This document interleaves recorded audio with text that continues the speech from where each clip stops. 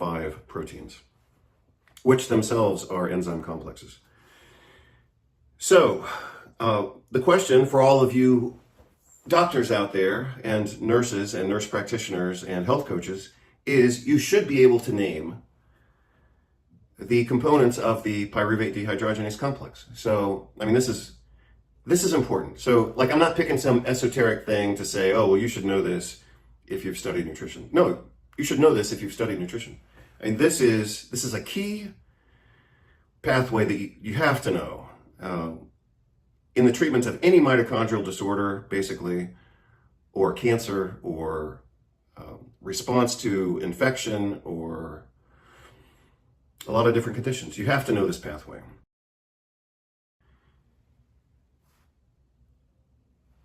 The first cofactor, you're going to see how easy this is. If you don't know this, then you don't know it. Once I show it to you, you're going to say, well, damn, that was easy. That was obvious. Yeah, well, it's obvious because I'm showing it to you. So, like I said, if you don't know this, then you don't know it, and you can't work this magic. But once I show it to you, you're going to say, well, that was easy. That's my job. That's the job of a teacher or a good teacher, is to show you how easy this can be, not make it more complicated. So, cofactor number 1.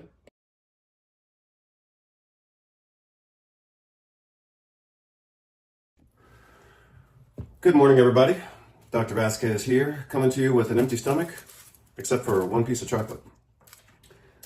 Speaking of biochemistry, today I'm going to start talking about kind of a nutritional biochemistry series. I talked about this a few weeks ago in response, somewhat, to a doctor who had talked about the old cliche of expensive urine. So, the phrase expensive urine is what George Orwell would call a thought-stopping cliche. So that phrase actually originated from Victor Herbert, who is an MD, JD, and he was popular in the medical nutrition world for his time, famous for mostly just being a complete idiot. But being an idiot, he was a useful idiot. I'll say it that way. He was a useful idiot. And that's why he gained some traction. This was way back, this was like back in the 80s and 90s before, social media. But he was able to gain some traction because he was a medical doctor who talked a bunch of shit about nutrition, even though he actually did some nutrition research. He bungled his own investigations, and that's also how he gained popularity within the medical community, because typically, if medical indoctrination works appropriately, then the people should graduate from medical school with a bias against nutrition. They should have an inherent bias against nutrition if the indoctrination works like it should, and usually it does work. So, medical education is very intense, and it's very isolating because of its intensity. So it basically seals, for the 4 years of medical school, people are basically sealed off from the rest of the world. And then we graduate from medical school and then go into a hospital residency program, working 80 to 120 hours a week. So that also isolates people from reality. So, typically you've got undergrad, which is in the medical track is obviously pretty intense and has to be performed to a pretty high level. So that's somewhat isolating from reality. And then you go to medical school and you have to focus on nothing other than surviving. So that's 4 years of social isolation, basically. And then you go, another typically 3 years in hospital residency program, totally isolated from the world.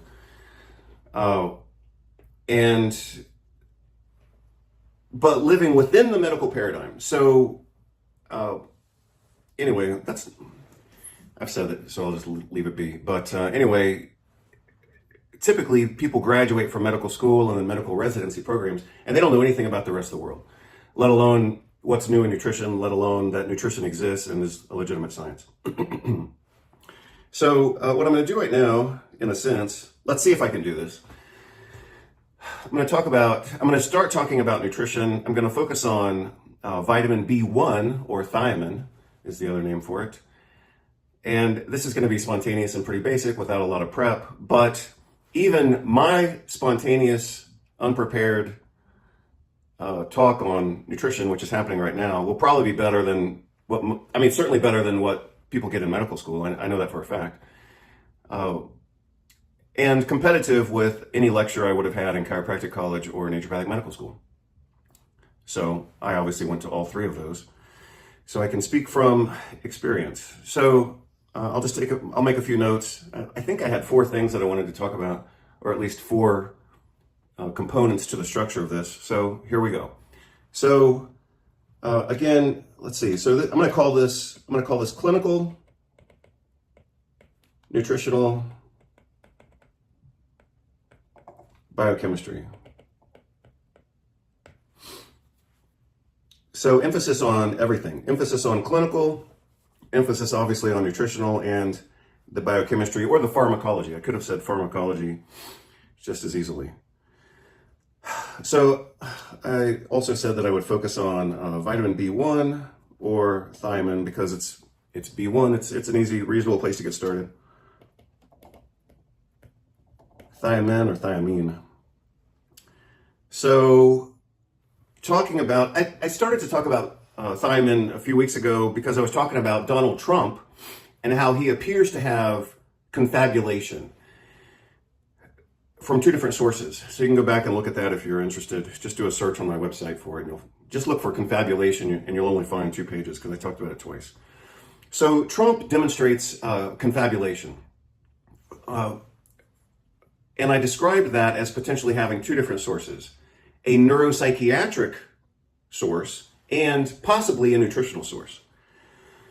So thiamine deficiency, as I talked about before, is in its clinical form is called beriberi.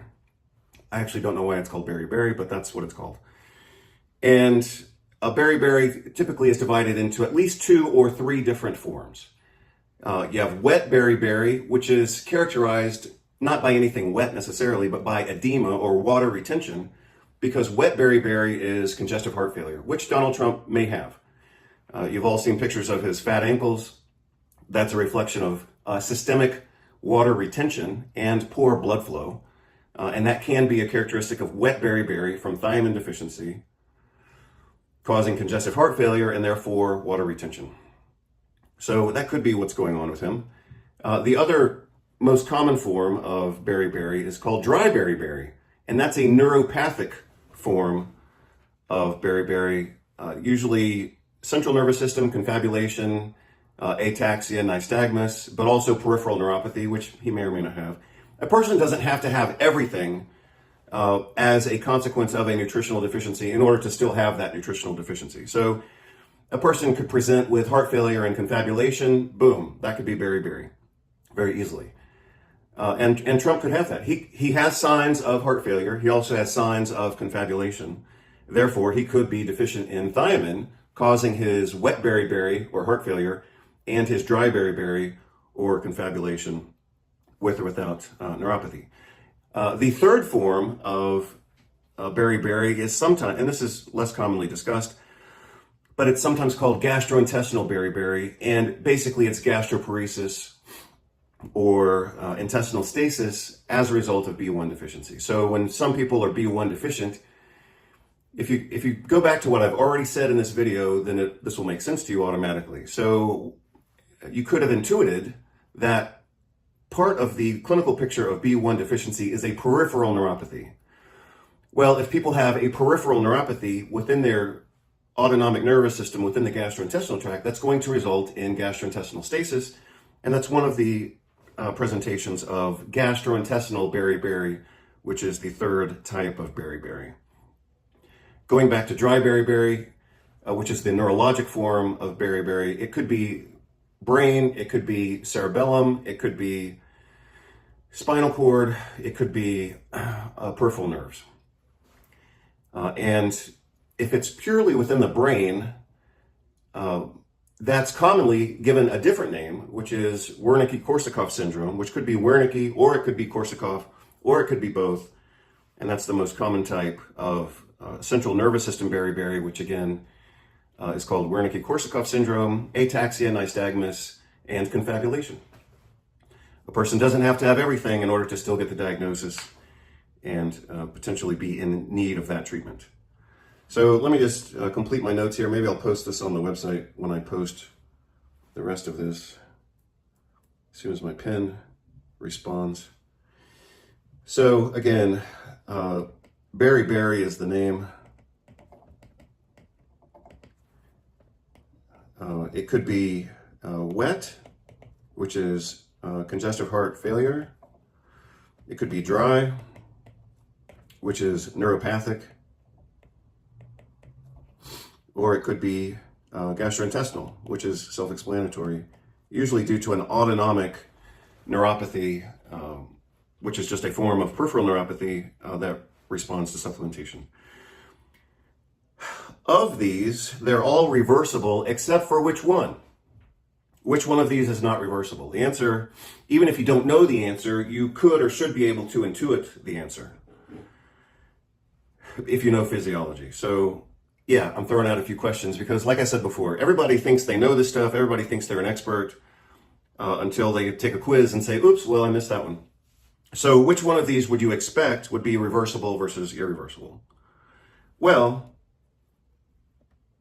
the heart, myocardiocytes, they're pretty resistant. They have some ability to bounce back.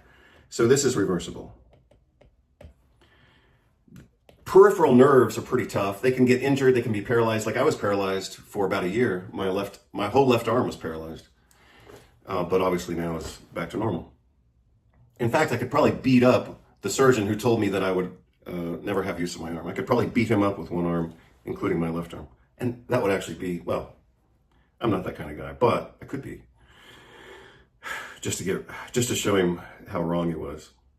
But anyway, that's obviously a different story. But like I was saying, peripheral nerves have the ability, and they have some ability to legitimately regenerate, but they have a pretty good ability to recover. So gastrointestinal beriberi, you would expect to be recoverable or reversible. But the central nervous system is pretty limited in its ability. So we would expect this to be irreversible. Reversible, whatever. And part of the reason for that is because, excuse me, because the central nervous system has such a high rate of metabolism. If things aren't working, things can just go to hell and the nerves die. The brain cells actually die. And once they're dead, they can't recover. These other cell types, cardiomyocytes and peripheral neurons, they have a slower metabolism. It's still relatively fast, but it's still slower than the neurons in the central nervous system. So that's kind of the clinical picture of beriberi. And like I said, the dry form of beriberi could be central nervous system or peripheral nervous system. If it's strictly central nervous system, then sometimes that gets called Wernicke. I think it's Wernicke. I don't know if it's IE. I don't remember right now. Wernicke-Korsakoff. And that's considered a medical emergency, reversible with at least thiamine, if not some other nutrients as well. So, of the many things and many tangents I could take right now, I'll try to keep this moving forward. Let's see. Somehow I imagined this as having like 3 different levels of conversation. Specific to B1, so let me just try to recreate that, or I guess in this case, create it from scratch. 1, 2, 3, 4. Let's see. So when we're thinking about like measuring or assessing clinically, I guess, vitamin B1 status, we could look at levels in the blood. And that's typically done either by looking specifically at the level of the vitamin in the blood or using an enzymatic test. The classic test for looking for thiamine deficiency is looking at the activity of an enzyme called transketolase.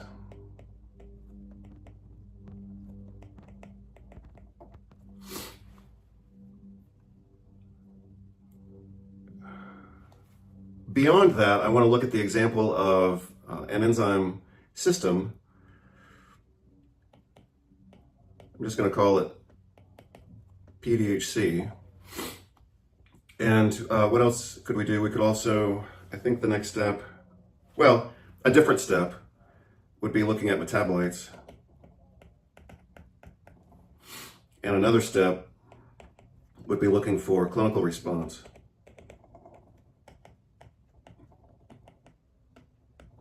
So, typically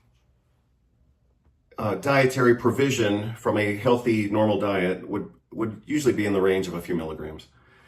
So if a person has a really poor diet, or they're on intravenous feedings, or they're on like a GI tube that wasn't formulated properly, then they could end up with B1 deficiency. Also, let's say they're consuming a marginal diet, but they have small intestine bacterial overgrowth, they have some type of food allergy like celiac disease causing inflammation of their gastrointestinal tract so their absorption is reduced, or they have an intestinal disease like Crohn's disease, or they're taking certain medications that block the absorption of nutrients. What else? Or alcohol consumption. Alcohol, ethanol in particular, seems to block the absorption of vitamin B1. So for people who drink alcohol throughout the day, like a professional alcoholic, yeah, they could block their intake of B1 through that mechanism. For somebody who, drinks every once in a while, obviously they're getting appropriate nutritional absorption throughout most of their life, and then, they have a beer on the weekend or whatever, that's not going to block absorption of B1 to any significant amount. But for people who are professional morning to night alcoholics, yeah, it could definitely block their thiamine absorption. So let's say that we're suspicious of a person possibly having B1 deficiency because they have fatigue or depression or peripheral neuropathy or a little bit of heart failure, or it's somebody who looks like Trump and they just talk in circles without making sense. These are the ways that we would assess whether or not they are deficient. So we could measure their levels like in plasma or serum. That's a possibility, and that would be a reasonable thing to do. I tend to like measuring blood levels of nutrients, even though a lot of tests aren't perfect, and guess what? The rest of the world isn't perfect either. But that's just what I prefer, because I want to look at a quantitative load or absence, and it just gives me a number to look at, a reasonable number to look at. So, like if I think someone's deficient in a nutrient and I measure with a reasonable test the level of that nutrient, I can get an idea of whether they are possibly or not deficient, or possibly or not dependent. Those are two different things. And the distinction between those is very clear. So I like looking at vitamin levels. As I mentioned before, the classic test for looking at B1 deficiency is looking at the activity of an enzyme called transketolase. And I can tell you, I don't like that test. I don't like any test that depends on the function of a single enzyme, because that particular enzyme might be functioning perfectly for whatever reason in that person, and they could still be deficient in the nutrient and or they could be dependent in that nutrient and still have other problems. So I personally don't like looking at single enzyme function tests. For that same reason, I'm not a big fan of looking at some metabolites. Now, I'm sure if I went right now through every nutrient, I would find exceptions to my own rule. Like I still like looking at methylmalonic acid, I still like looking at homocysteine levels. And those are, for the most part, metabolites that increase in response to a defective pathway that we can narrow down to just a few nutrients. Sometimes I use those tests, but it just depends on what nutrient I'm concerned about. So I'm going to go back to transketolase just for a moment.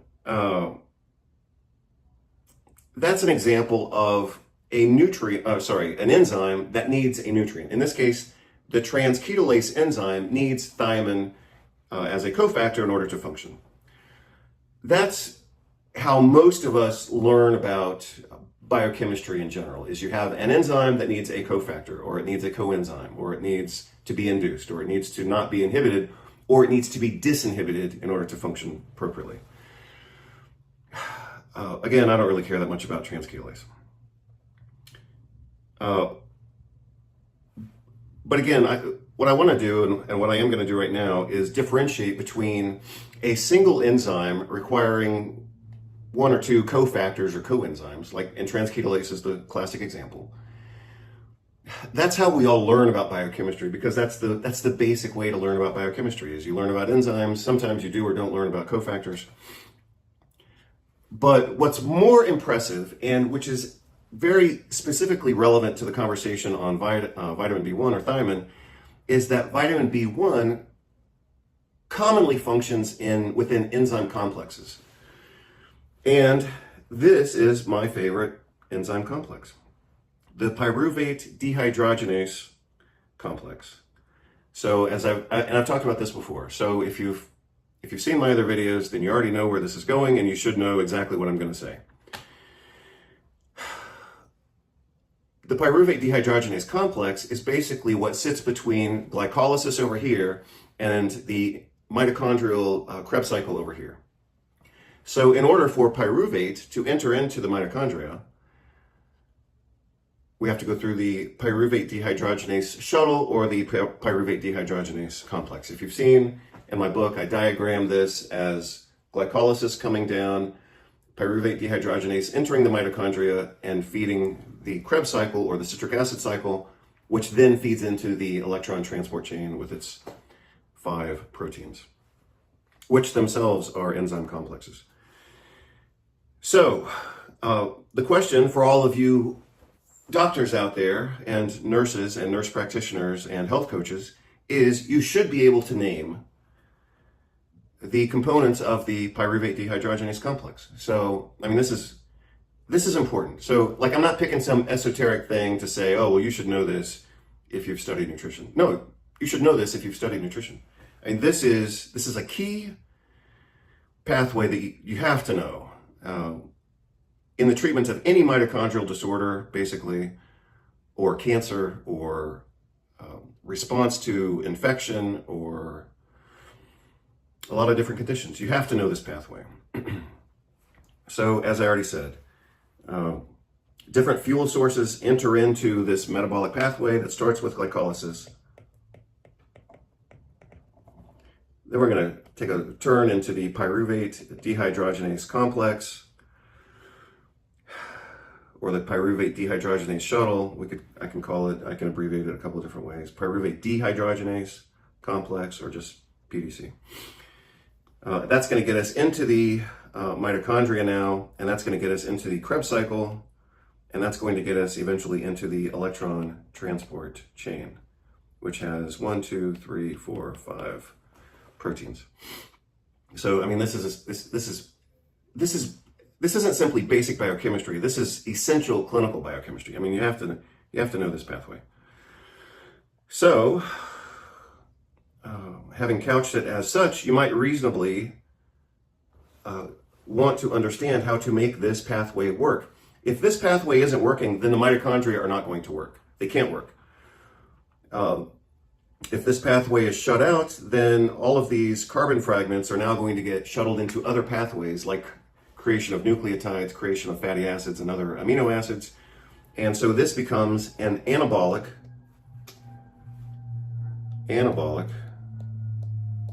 pathway. This is a catabolic pathway. So sometimes we need anabolic pathways. For example, if your body is fighting off an infection, you want metabolism to shift from burning fuels to using those fuels to actually create antibodies and help your immune system proliferate. However, if a patient has cancer, then you don't want an anabolic process to be active. You want to burn those fuels. You don't want to use those fuels to create nucleic acids and fatty acids and amino acids, because that's going to fuel the growth of the cancer. So, again, what happens at the pyruvate dehydrogenase complex is very important. It determines metabolic fate in a very black and white way. You're either burning fuels and you have healthy mitochondrial function, or you're not burning fuels and those fuels are being used to create things, whether it's immune cells that you might need to fight an infection, or cancer cells, which you don't want to fertilize. So you, as a clinician, you want to have control over this enzyme complex. If you do not have control over this enzyme complex, then your patient is basically screwed, and the two of you are going to spend a lot of time trying to figure things out when this could be the problem and the solution. So you need to know how to nutritionally manage this pathway. And thiamine gives us a great example of how we can do that. And this is true beyond the pyruvate dehydrogenase complex, but it is true of this complex. This is kind of a common theme that I've noticed in thiamine biochemistry, and I'm just using this as an example. So, as the name suggests, the pyruvate dehydrogenase complex is a complex of different enzymes. It has at least 5 different enzymes, and each one of those enzymes has its own cofactor. And I'm going to show you how to memorize this, and I'm going to show you how to keep this in your head clinically. So this is the way I memorized it almost 20 years ago when I was studying this in medical school. Pyruvate dehydrogenase complex has 5 enzymes with 5 different cofactors. So we're going to call these 1, 2, 3, 4, and 5. And I'll put a star here for taking this to the next level.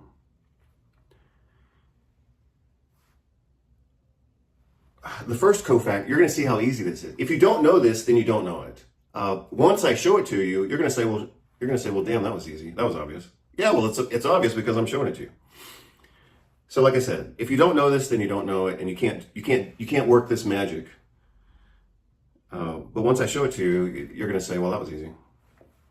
That's my job. That's the job of a teacher or a good teacher, is to show you how easy this can be, not make it more complicated.